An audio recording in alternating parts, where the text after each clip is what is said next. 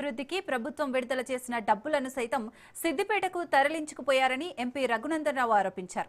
Dubbaka municipality BJP ఎన్నికల ప్రచారంలో పాల్గొన్న ఎంపీ చెరువాపూర్, ధర్మాజీపేటతో పాటు పలు వార్డుల్లో ప్రచారం నిర్వహించారు.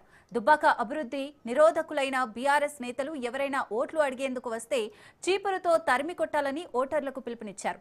ఇక్కడ గెలిచిన ఎమ్మెల్యే కొత్త ప్రభాకర్ రెడ్డి ఉత్సవ విగ్రహంలా ఉండటం తప్ప అభివృద్ధికి ఏ రోజు కృషి చేయడం లేదని విమర్శించారు.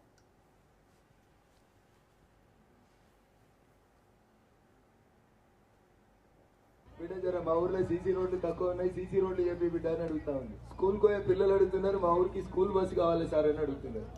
ఒకసారి మీరు అందరూ కూడా ఆలోచించాలి.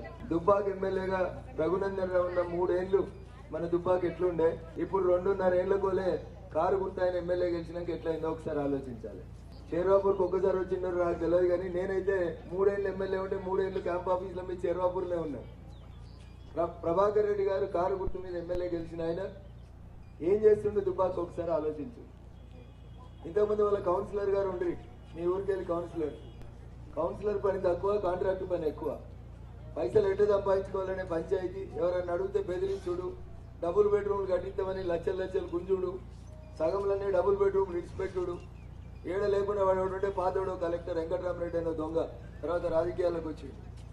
ఏ ఊర్లో కూడా డబుల్ బెడ్రూమ్లు ఎవరే వాళ్ళకి ఇవ్వలే, ఒక్క మీ ఊర్లోనే డబుల్ బెడ్రూమ్లు ఎవరే వాళ్ళకి ఇచ్చిండు. ఎందుకంటే వీడిని పైసలు ఇచ్చిండు, వాడిని పైసలు తీసుకున్నాడు.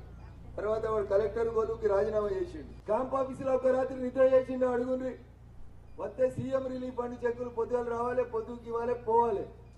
గదే దొంగలు 20 మందిని వేసుకొని తిరిగింది తప్ప ఊరు కోసం ఒక్కరోజు ఆలోచించలేదు.